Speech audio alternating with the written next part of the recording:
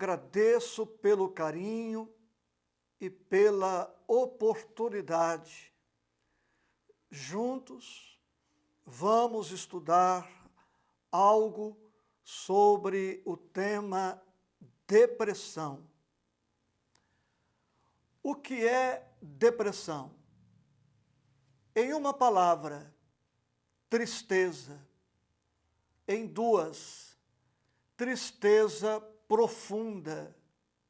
Em três palavras, tristeza profunda e prolongada. Tão prolongada, por vezes, que é possível a pessoa permanecer deprimida por toda a existência, retornar para a pátria espiritual com esta enfermidade e reencarnar, trazendo consigo a doença, se não convenientemente tratada e superada. Quando digo que depressão é uma tristeza, evidentemente que o conceito está incompleto, porque, por vezes, a depressão se apresentará através do fenômeno conhecido, denominado por transtorno bipolar. No transtorno bipolar, a criatura alterna estados de euforia com estados de abatimento ou tristeza, entremeados por períodos de normalidade. Outro aspecto interessante da depressão enquanto tristeza é que nem toda tristeza pode ser considerada, do ponto de vista psicológico, clínico, uma depressão. Em determinadas circunstâncias da vida, é perfeitamente compreensível, humano e normal a criatura apresentar-se triste. Aliás, seria patológico se alguém apresentasse um estado de alegria, de felicidade inalterável ao longo de toda a existência. É perfeitamente previsível que em algumas situações traumáticas, situações envolvendo perdas, desencantos, decepções, amarguras, que a pessoa apresente alguma tristeza. Quando a depressão se apresenta com a sua característica de tristeza, especialmente o depressivo e o especialista sabem que esta tristeza é diferente. É diferente das tristezas comuns, normais, passageiras, que todos apresentamos em várias situações ao longo da existência. Pode-se ainda trazer uma outra ideia, um outro conceito em torno do tema depressão. E, nesse sentido, direi que depressão é uma imperfeição no amor. Toda pessoa deprimida está enfrentando algumas dificuldades para amar a si mesma, amar a outrem, amar a vida, amar a Deus, amar o trabalho, e não amando adequadamente, com a intensidade razoável que a mantenha conectada com a vida, esta criatura, dado o vazio existencial, dada a ausência de motivação para viver, fica especialmente exposta à depressão. A depressão pode apresentar alguns tipos, e por esta razão e outras mais, nem sempre será possível diagnosticar de maneira rápida e fácil a depressão. Algumas expressões ou alguns termos usados para descrever a depressão: depressão reativa ou transtornos de adaptação, depressão endógena ou transtornos depressivos, depressão neurótica, depressão psicótica, depressão bipolar, distimia, depressão retardada, depressão mascarada e outras modalidades mais. A depressão pode apresentar graus, e segundo a classificação mais conhecida, a depressão pode apresentar-se nos graus leve, moderado e grave.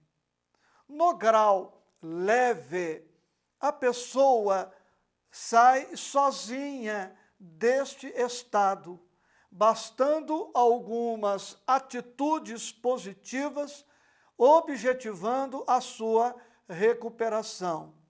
Mas, a partir do grau moderado para grave, a pessoa não conseguirá sair sozinha desta depressão, necessitando de ajuda, toda e qualquer ajuda, como mencionarei ainda neste nosso estudo. Para me fazer entendido, depressão, segundo os léxicos, é também um buraco. Quando a pessoa cai num buraco raso, sai sozinha deste fosso, deste poço, quase sempre não se fere, ou se fere, não é gravemente, e consegue safar-se sem grandes dificuldades. Todavia, se este buraco, ou fosso, ou poço, ou fossa, tiver uma profundidade de média para grande, compreensivamente, a pessoa vai se ferir na queda, não conseguirá sair sozinha e vai precisar de muita ajuda.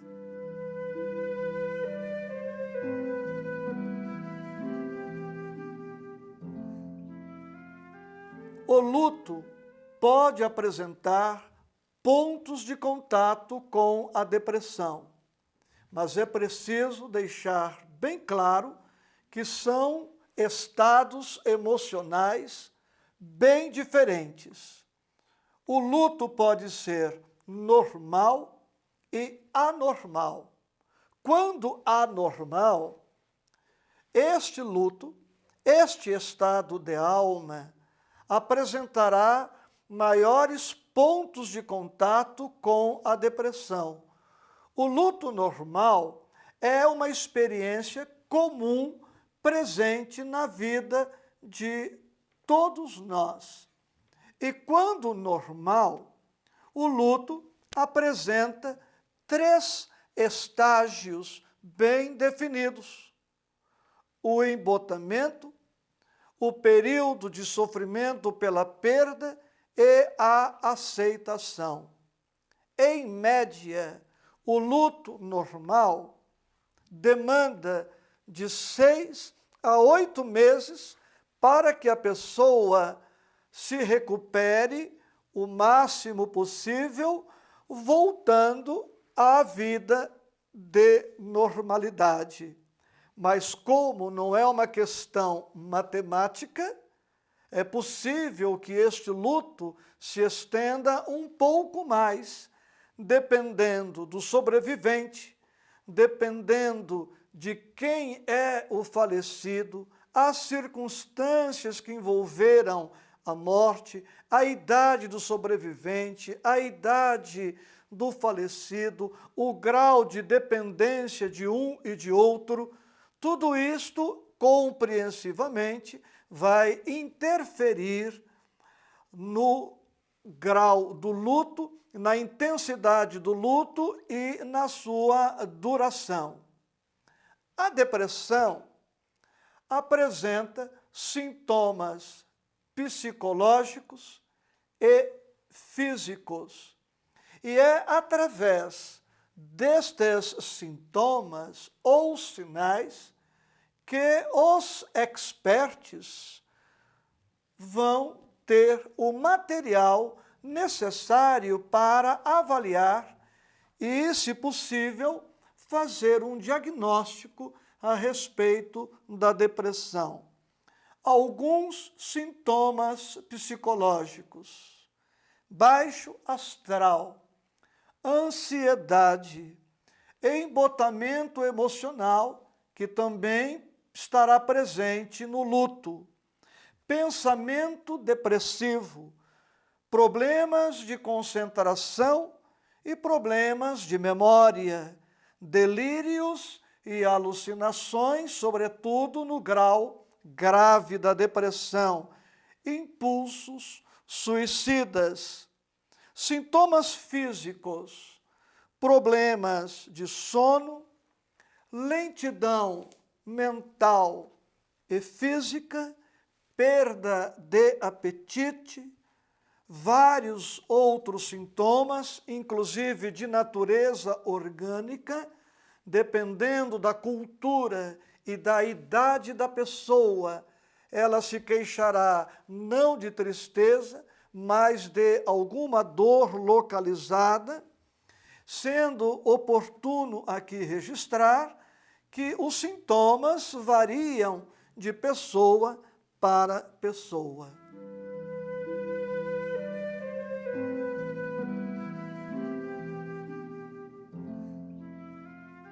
Quem poderá se deprimir? Em regra, toda e qualquer pessoa, eu inclusive, se não tomar determinados cuidados, poderei me deprimir. As crianças, os adolescentes, os jovens, as pessoas na madureza, na terceira idade, homem, mulher, de todos os países, de todos os continentes, culturas. Em suma, não há exceção para esta regra. Se não tomarmos cuidados preventivos, poderemos, todos nós, você inclusive, cair em uma depressão. Mas, especialmente a mulher, está exposta a esta enfermidade. Mas antes de comentar sobre a mulher, algo comentando sobre as crianças, digo que os estudiosos apontam causas genéticas e causas ambientais para determinar a depressão infantil. Causas genéticas. As pesquisas demonstram que filho de mãe ou pai ou pais deprimidos tem maior probabilidade de se deprimir.